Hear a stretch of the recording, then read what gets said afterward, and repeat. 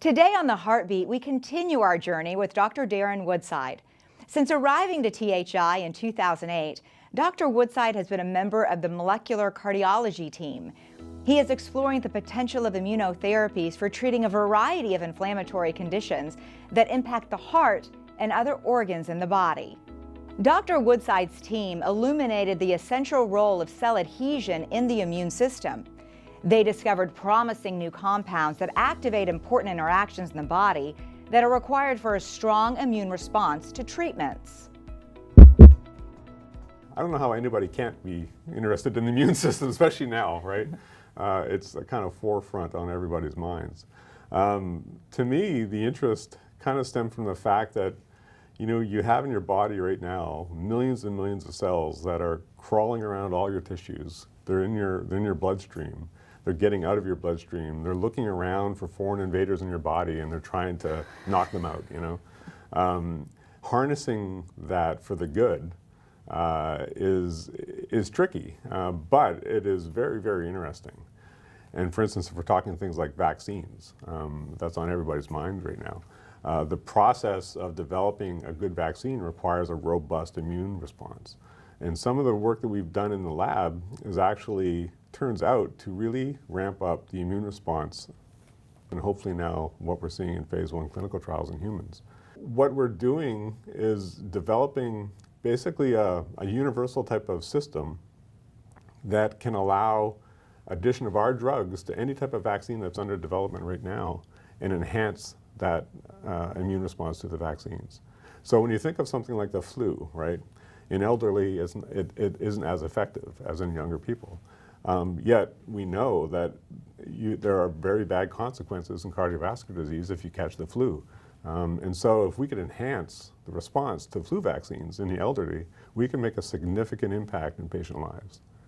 In our lab, we've developed ways to enhance cell adhesion, but we've also developed ways to inhibit cell adhesion.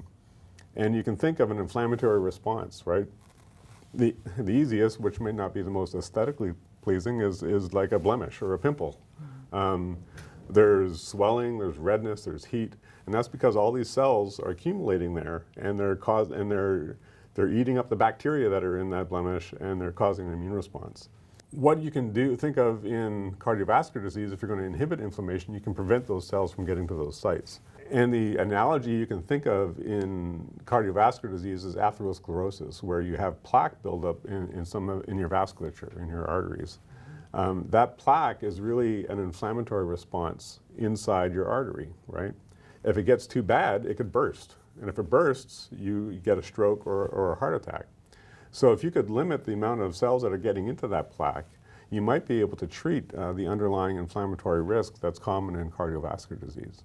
Some of the tools that we're doing that are with just drugs that we're developing with our medicinal chemists in our research group to prevent cells from adhering and getting into these plaques.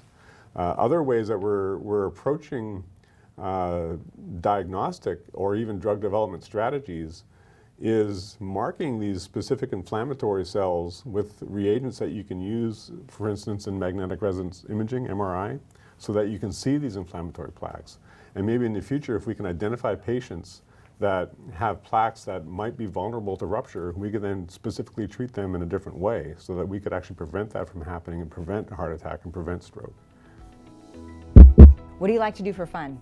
If it's not discovery, what's the second thing? Besides discovery? Yes. My family has always enjoyed the outdoors, and I like to do a lot of outdoor activities like fishing. And I guess that's just discovering something else in the ocean, right? You never know what you're going to catch when you're fishing in the ocean. So, like research. Exactly, yeah. It's another extension of what we do in the lab, yeah. We look forward to seeing you next time on a new episode of The Heartbeat. Until then, you can find Dr. Woodside fishing off the coast of Galveston Island with his family while casting a line for the next first. For The Heartbeat, I'm Maya Pomroy.